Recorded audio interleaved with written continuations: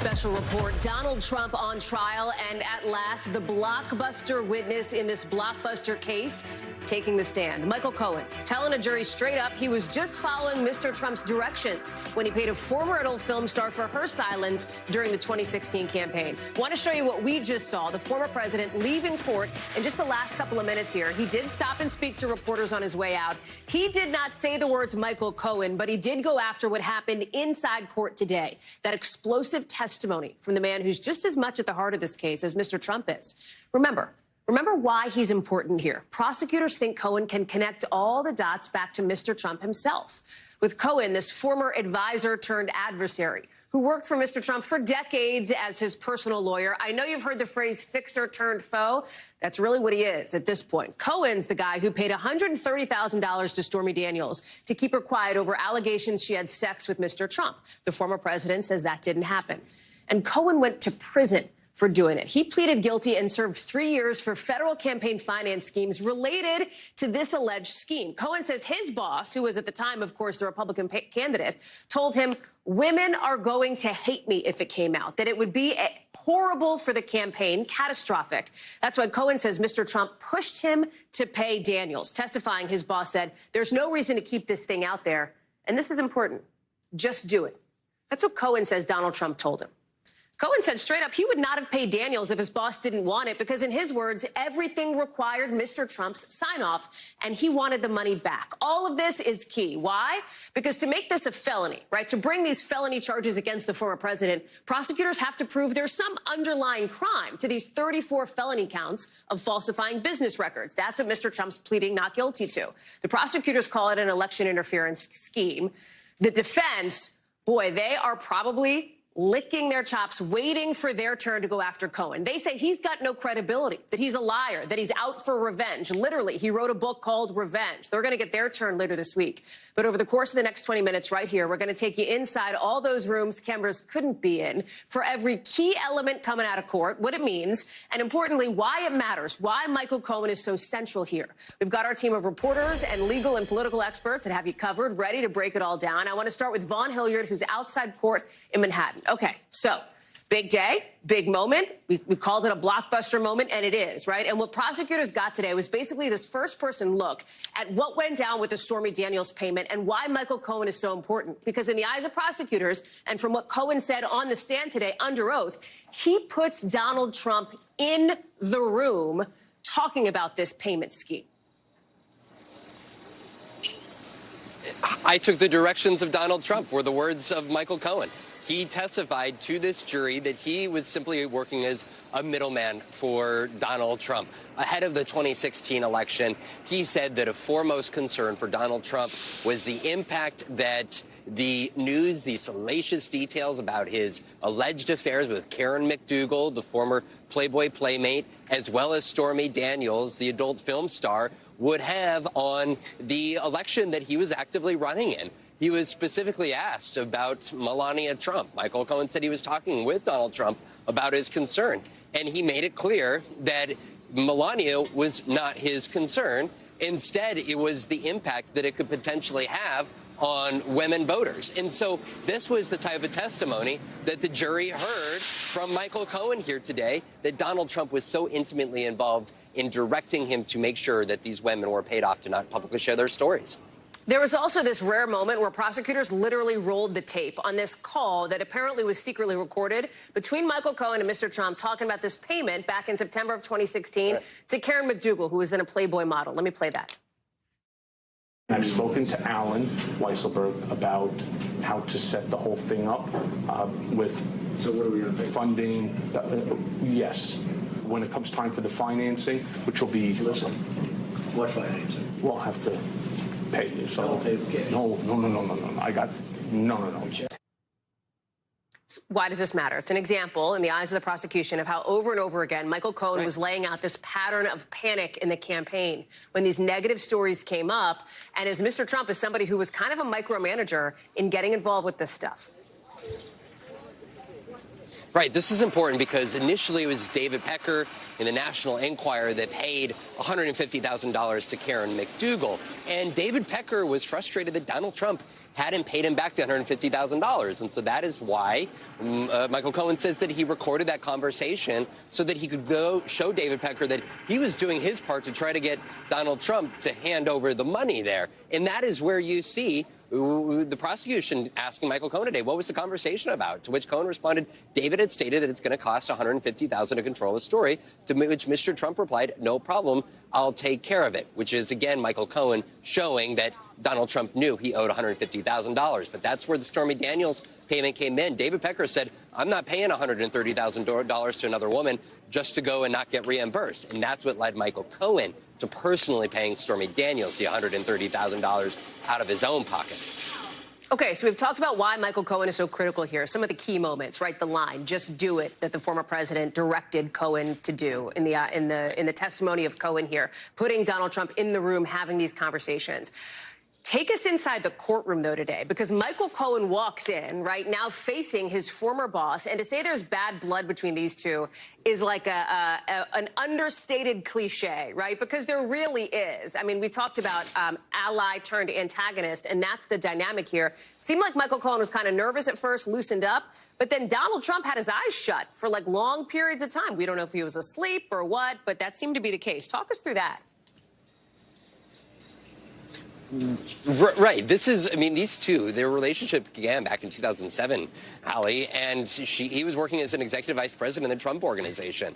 He kind of fixed everything for Donald Trump. He was his go-to man. And this was a relationship, though, that crumbled after the 2016 election when Michael Cohen said he wasn't getting paid that $130,000. And that is when he went to Donald Trump and they came up with the plan, he says, in order to get those reimbursement checks while Donald Trump was in the White House. But in 2018, when this became public, Donald Trump said, Michael Cohen did all this himself. I didn't know anything about it, which led Michael Cohen to ultimately being the center of a federal investigation, pleading guilty and serving more than a year in prison.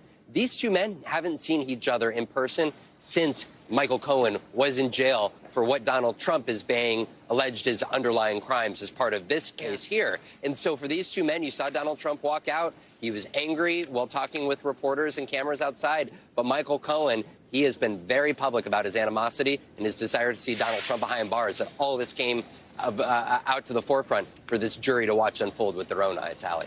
Vaughn Hilliard live for us there in downtown Manhattan as we see former President Trump walking out of court. We understand in the last couple of minutes he has made his way back to Trump Tower. More court tomorrow, of course. We know you'll be there, Vaughn. Thank you. Let me bring in now our legal experts, NBC News legal analyst Danny Savalos, former Maryland Assistant Attorney General Debbie Hines. Debbie, let me start with you. So far, and we know that the prosecution is not done with Michael Cohen yet, but so far, did he do what the prosecution needed him to do? And do you think the jury believed him? Well, to answer the first question, he definitely did what the prosecution asked him to do. I mean, I was a little bit nervous about him being the witness, the star witness as a former prosecutor, because he's just a man unto himself. He's going to do what he wants to do, even after repeated instructions by the prosecution not to go online and to post anything. But the prosecution kept him tight. They kept him short and sweet. They actually spent so far less time with Michael Cohen than they did with Stormy Daniels. I think they learned their lesson from what they did with Stormy Daniels. So they've gotten the elements out, what they need to do with him.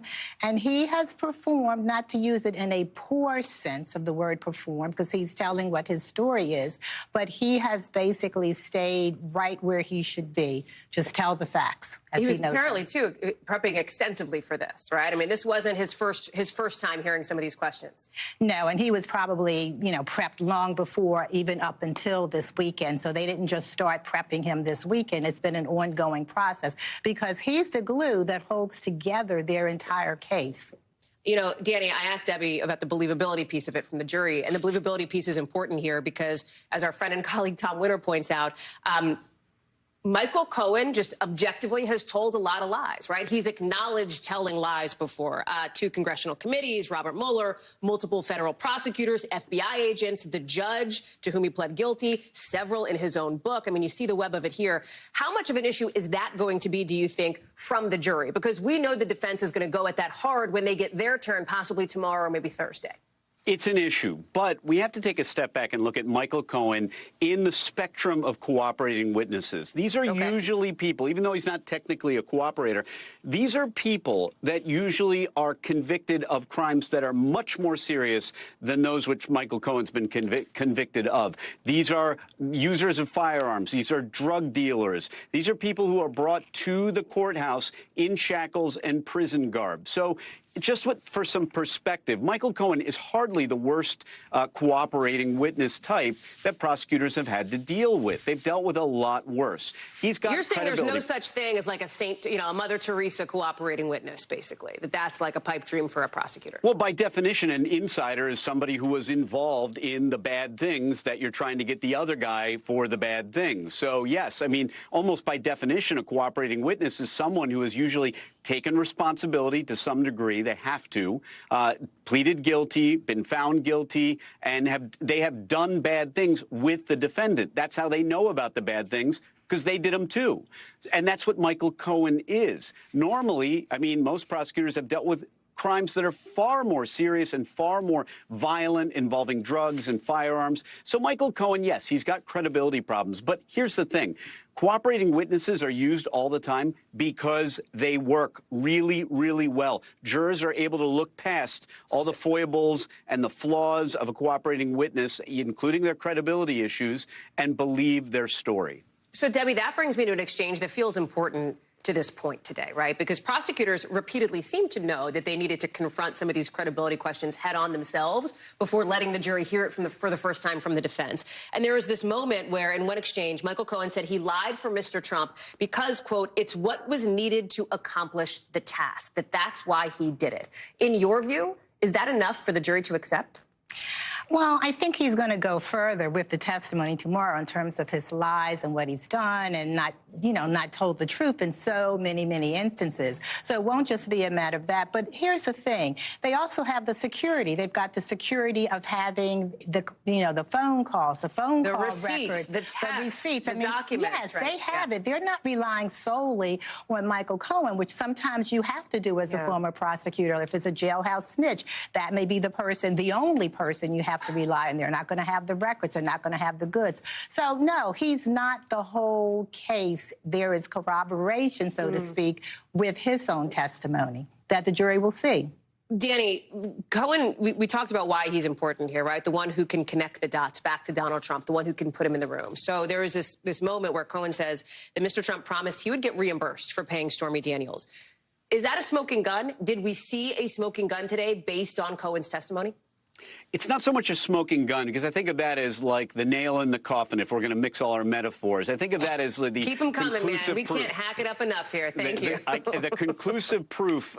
So I don't know that it was a smoking gun, but it is so key. It is, this trial all comes down to just a couple of moments. And you're right, that was one of those moments. Now, whether or not it's to be believed, that's up to the jury. It could be a smoking gun for the jurors if they find Michael Cohen credible. But I totally agree with you. In fact, I wouldn't be surprised if the prosecution takes that line and blows it up on a PowerPoint, because, Hallie, I want to tell you now, prosecutors love PowerPoints. They love bullet point, lots of words, lots of subheadings and all kinds of things.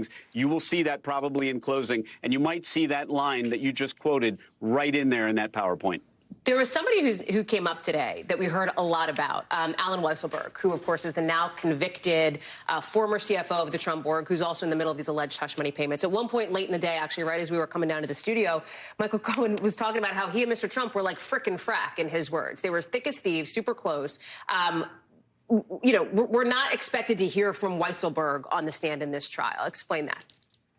Yeah, I was in court on Friday when this actually came up, and the prosecution revealed that they didn't even try to subpoena him. They have no intention of calling him. And the reason is this. There are too many risks in calling Alan Weisselberg. They really won't know what he would say, if anything at all. He's obviously, I would say it appears obvious that he's still loyal to the Trumps, so he may not be that helpful. And I'm sure they concluded that the risk wasn't worth the benefit. They can get everything they need from other witnesses. After all, Alan Weisselberg's handwriting appears on documents. Once you authenticate that, you put the document in record. And as far as they're concerned, the paper, the document, is better than the eyewitness or the witness's testimony, which may have, again, credibility problems. So then, Debbie, quick final thoughts to you here as we set the table for tomorrow, with Michael Cohen expected, obviously, to continue taking the prosecution's questions. And then at some point, it will be the defense's turn for the cross. What do you expect?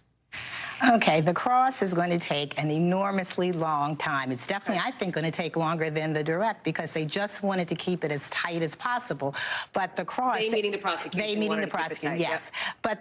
But the defense, they have all these many inconsistencies and lies that he's told for many, many years, even before the transaction and after the transaction. So they're just going to have a field day with him. Debbie Hines, thank you. Danny Savalos, here with us in Washington, thank you. Debbie, Danny Savalos back in New York, thank you very much. There's lots more to talk about here as it relates to the politics and, interestingly, the relationships of all of this, right? So I want to bring in some of our political journalist experts, if you will. Wall Street Journal senior political correspondent Molly Ball, Politico senior legal affairs reporter Josh Gerstein, and Atlantic staff writer David Graham. And, David, let me start with you, the relationship piece of it. There was this interesting moment where Cohen got real fired up, kind of ticked off, that his bonus was less than he expected at one point, that he was bummed to not be given a White House job. You've got Mr. Trump, who famously likes to think of his attorneys as these Roy Cohns, right? Guys who would do anything for him, guys who would push every limit, push every envelope to get stuff done for Donald Trump. The deterioration of this relationship is in so many ways front and center as these two men are facing each other in court. That's right. And anyone who dealt with Michael Cohen, before he was a household name, remembers what a bulldog he could be, how fierce he would be in defending Trump. And you saw him on the stand today talking about, his sort of pride in working for Mr. Trump and his desire to please him. So this is something we've also seen so many witnesses, almost a comical procession of them, talking about how much they hated Cohen and how difficult he was to deal with when he was doing these things for Trump. Even as they were talking like a billion times a day. I mean, that was what was also so striking here, was seeing the flurry of text and conversations and calls between all of them, despite whatever bad blood there may be now. And Molly, as this is all going down, you've got people physically sitting in court today. And again, no cameras in court, so we can't show it. But some of the former president's closest allies in Congress, people who are now, and this is becoming like a pilgrimage of sorts, making the trek from Capitol Hill, just a couple blocks from where we are, up to the courtroom. Senators J.D. Vance, Tommy Tuberville there. His son Eric Trump has been there as well. Let me play a little bit of what two of those guys said. Listen. I'm here for the simple reason to show support for a friend. I think this trial is absolutely ridiculous. I think it's a sham prosecution. I'm here, Mr. Trump. He is former President Trump. Give him some respect. It's interesting, Molly. Donald Trump can't go after Michael Cohen because of this partial gag order the judge put in place. Those senators have no such gag order restricting their speech. That's right. And his friends are there to show their loyalty to him and to say the things that he can't say. And it really shows you how he has really completely seamlessly merged his political campaign with the defense he's putting on in this trial. It is one and the same case that he is making. It's about the witch hunt. It's about him versus the establishment, him versus the system. And so the case that he's making inside the courtroom, it has really become the case he's making outside the courtroom to the electorate, to the sort of ultimate jury of his peers that is going to convene in November and going to decide whether they believe the things that he's saying in court. And can we just real talk here for a second, Josh? We don't know. I mean, everybody asks a question. I get it. I'm sure you both get it. I'm sure David gets it. What does this mean to voters? We don't know. There's not a verdict yet. We don't even know what other trials are coming up. And just to remind people, this is one of several, obviously, potential trials that the former president faces, although they all, except for this one, seem unlikely to actually go to court before the election come November, depending, of course, on how the Supreme Court rules before the end of June. How do you see it? I mean, when you're talking to folks, when you're doing the reporting, like, how do we think about that piece of it? Well, I mean, there's definitely some polling that suggests that some voters could peel off of former President Trump if he's convicted in either this current case or some of the other cases. But as you're alluding to, Hallie, that's a weird question to kind of poll voters on. It's like a hypothetical event that hasn't happened yet. If a meteor came from space and hit us on Tuesday, how would you vote in the election in November? I'd be bummed, right? Yeah, I mean, people would be upset, but what's the connection? And there's other kind of wiggle words in the polls, like a serious crime. Part of it is what happens at the end of this trial. One thing I still haven't heard from the prosecutors is them clearly laying out the case that elevates the crimes here from a misdemeanor to a felony, that this was designed in some way to evade campaign finance laws. And that's what they have to do sometime between now and whenever they close their case, which could be at the end of this week. Pull on that thread just a little bit here, because that is what is underlying all of this, right? Prosecutors have to prove something else, and they are making this essentially an election interference case. He's not charged with that. The charges are very specifically falsifying business records. But explain by what you're talking about, why that is so important here. Well, to take it from a bookkeeping case, which is basically a misdemeanor, to a felony, it has to be done. These false entries that you were discussing earlier have to be done in some way to prove or to push forward some other violation of law. And the prosecutors indicated at the beginning of the trial that they were going to say this is a violation of New York State election law, that two people conspired, but they haven't really laid that part out just yet. Now, they are trying to link it to the election. The testimony today from Cohen saying it wasn't so much Melania, it was more about the election, and the fact that Cohen felt that Trump was trying to drag this out past the election, then he wasn't going to pay. If he wasn't going to pay after the election, then, you know, clearly does seem to have something to do with him wanting to stay clean in the minds of voters. And so they're making those links. I still don't think they've quite made the final campaign finance fraud here, that they were trying to cover up the payment in some kind of finance report, which I think they may need to do by the time they get to the end of this case, if they want felony convictions. And so as we talk about, and as David, as Josh has pointed out, and as Molly has alluded to here, you know, the polling is based on a hypothetical, if he is convicted. Now, we may know the answer to that possibly in the next 3 weeks, based on the pace of this trial, based on the timeline of what the expectation is. But as this is all happening, Donald Trump is running for president now, right? He is, you know, campaigning to a degree. He's off of court, of course, on Wednesdays. He'll be off this coming Friday for his son's graduation from high school. And the reality is he has an advantage over President Biden in some key swing states. We're seeing that in this new polling out from the New York Times today, showing him ahead in states like Arizona, Georgia, Nevada. How do you see that in the context of this campaign? Well, I mean, I think one question is how much this trial is really penetrating. You know, what we're seeing is in some ways very compelling, but it's not on video. People can't see clips of the testimony. They can't see clips of Trump sleeping. And so I wonder how much people are following twists and turns. I think the verdict, whether it's guilty or not guilty, is going to filter out, and we'll see how people respond to that. But I think it's still a little bit distant from people, and it's a complicated case to understand for all the reasons that Josh was just explaining. That's right. David, when you said, you know, how much is this really filtering to voters, Molly, like everybody at this table nodded their heads.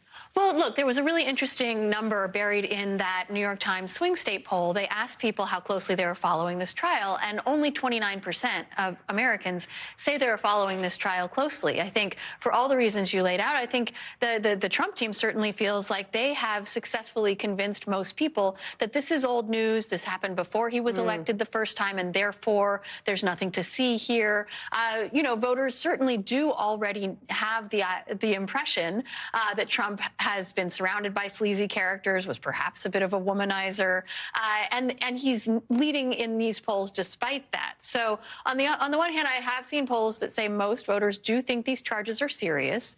On the other hand, it's very difficult to follow all the twists and turns, the whole cast of characters. And then you don't have the other side trying to prosecute, to borrow a term, this as part of the political campaign. You're talking about the Biden campaign, the Biden not the campaign, and right. Democrats generally have stayed completely away from this, which means that voters aren't hearing an argument in the political space that this is a reason that they shouldn't vote for Trump. Josh, let me sort of conclude this conversation as we started it with this question of relationships, because you were pointing out something interesting in Politico, that the former president is keeping his legal team, his current legal team, close, despite the many challenges and the many, I think fair to say, blow-ups that he's had with past legal teams here, too. So far, he seems to be liking Todd Blanche and the folks at the defense table with him.